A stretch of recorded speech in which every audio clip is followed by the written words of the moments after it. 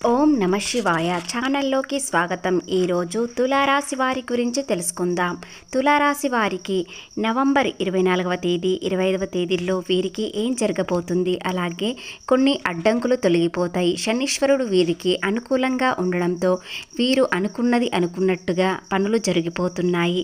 అలాగే శుభ ప్రభావం ఈ 2 రోజుల్లో ఏం జరుగుతుంది, మీకు ఎలాంటి అదృష్టం రాబోతుంది, అలాగే మార్పులు సాధారణమైనవి కావు. ఈ మార్పులు మీకు స్పష్టంగా కనిపిస్తున్నాయి. జీవితానికి పూర్తిగా కొత్త దిశను కనిపించేలా ఉంటుంది. అలాగే వీరి జీవితం ఎంతో అద్భుతంగా మారబోతుంది. కాబట్టి గోచార ఫలితాలు తెలుసుకునే ముందు మా చిన్న రిక్వెస్ట్ ఏంటంటే, ఇంతకుముందు మా ఛానల్ని సబ్స్క్రైబ్ చేసుకొని వారైతే ఇప్పుడు సబ్స్క్రైబ్ చేసుకోండి. అలాగే గంట సింబల్ క్లిక్ చేయండి, లైక్ చేయండి. అదేవిధంగా జై శ్రీరామ్ అని కామెంట్ చేయండి, లేదా మీకు ఇష్టమైన భగవంతుడి పేరు కామెంట్లో పెట్టండి. తులారాశి రాశి చక్రంలో 7వ రాశి. చిత్తా నక్షత్రంలోని 3, 4 పాదములు, స్వాతి నక్షత్రంలోని 1, 2, 3, 4 పాదములు, విశాఖ నక్షత్రంలోని 1, 2, 3 పాదములు జన్మించిన వ్యక్తులని తులారాశిగా పరిగణించబడతారు. ఈ రాశి అధిపతి శుక్రుడు. ఇక తులారాశి వారి వ్యక్తిత్వం చూసినట్లయితే వీరు చాలా కష్టజీవి. చిన్నప్పటి నుండి వీరు కష్టపడుతూనే పెరిగారు. కుటుంబం కోసం వీరు ఎంతో త్యాగం చేశారు. వీరి జీవితాన్నే త్యాగం చేశారు. ఇంతవరకు కష్టానికి ఫలితం పొందలేరు. ఎందుకంటే వీరి కష్టానికి తగిన ఫలితం రాలేకపోయింది. వీరికి సమయం అనుకూలంగా లేకుండా ఉన్నది.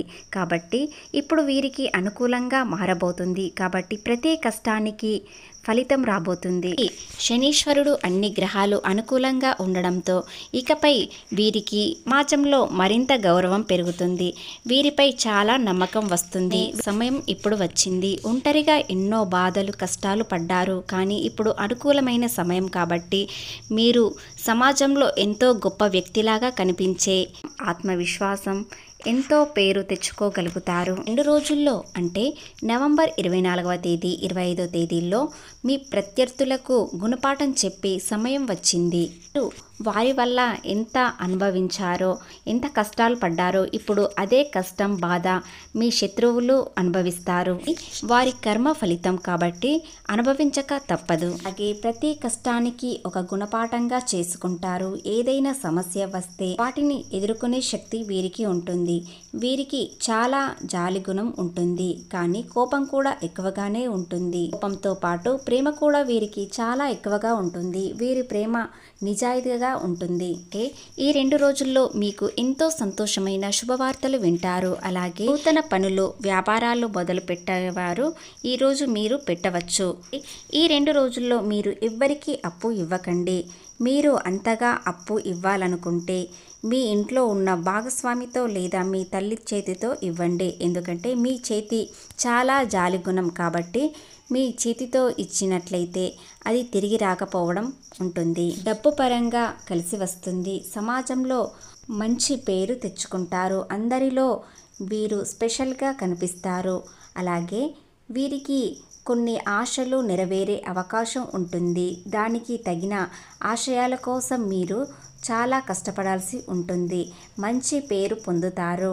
లక్ష్యానికి దగ్గరగా ఉంటారు. విజయం మీ చుట్టే ఉంటుంది.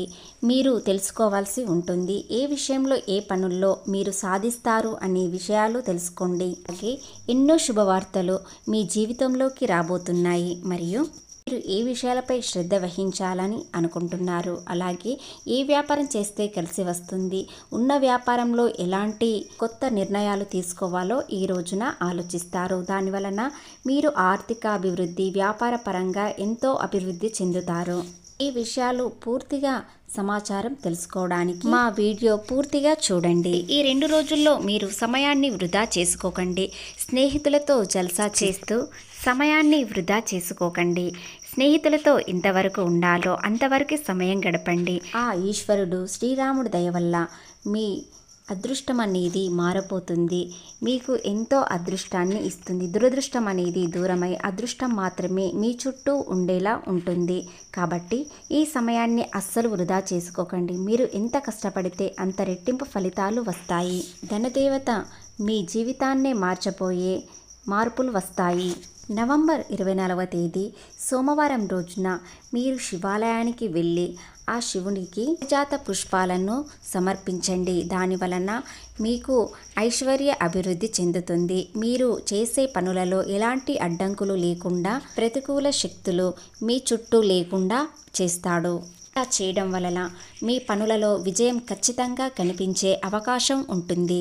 2 రోజుల్లో ఆ ఈశ్వరుని దయ మీపై ఉంటుంది. కాబట్టి మీరు ఏ పని చేసినా తదాస్తు అనే సమయం ఇది. కాబట్టి మీరు ఏది చేసినా మంచి పనులు మాత్రమే చేయండి. అలాగే వ్యాపారమైన, ఆర్థిక పరంగానైనా, ఉద్యోగ పరంగానైనా ఎలాంటి కష్టానికి ఫలితం రావాలో అది మాత్రమే ఆ ఈశ్వరుడు మీకు ఇస్తాడు. అలాగే మీ చుట్టూ ఉన్న వాళ్ళు అందరూ మంచివారే అని అనుకునే మనస్తత్వం మీది. కానీ మీ చుట్టూ ఉన్న వాళ్ళు మిమ్మల్ని నాశనం కోరుకునే వ్యక్తులు. కాబట్టి ఆ శత్రువులు ఇప్పుడు నశించబోతున్నాయి.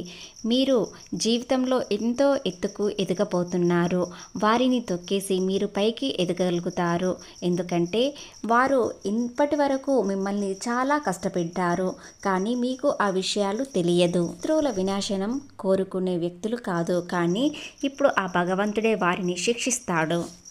తులారాశి వారి ఇంట్లో ఇంతవరకు ఇప్పటి వరకు మనశ్శాంతి లేకుండా ఉన్నారు. కానీ ఇప్పుడు శాంతంగా ఉంటారు, ప్రశాంతంగా ఉంటారు, అలాగే సంతోషంగా ఉంటారు. వారి చుట్టూ, వారి ఇంటి చుట్టూ మొత్తం పాజిటివ్ మాత్రమే ఉంటుంది. చాలా కాలంగా గతంలో ఎన్నో ఇబ్బందులు, కష్టాలు పడ్డారు. జీవితం అనేది ముగిసిపోయింది అని అనుకునేటట్లు జరిగింది. కానీ అప్పుడు మొత్తం మీకు చీకటిగా అనిపించింది. లోకం మొత్తం శూన్యంలా అనిపించింది.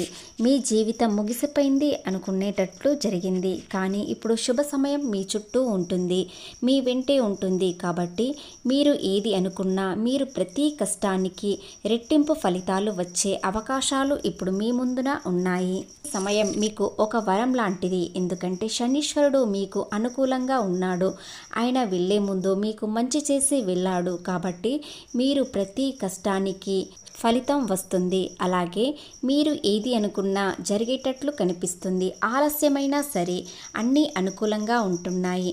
అలాగే తులారాశి వారు కొంతమంది వ్యక్తులు మా జీవితంలో ఏది మార్పు లేదు అనుకుంటున్నారు. కానీ మీ గ్రహాలు కొన్ని అనుకూలంగా లేకపోవడంతో అలాంటి విషయాలు జరుగుతున్నాయి. కానీ ఓపికతో ఉండడం వలన మీకు అన్నీ అనుకూలంగా మారబోతున్నాయి. అదేవిధంగా మీకు ఏది అనుకూలంగా లేదు అనుకునేవారు శనీశ్వరుడికి తైలాభిషేకం చేయండి. అలాగే శివాలయానికి వెళ్ళి శివుడికి నీటితో అభిషేకం ప్రతిరోజు చేయడం వలన మీరు అనుకున్నది అనుకున్నట్లుగా జరుగుతుంది.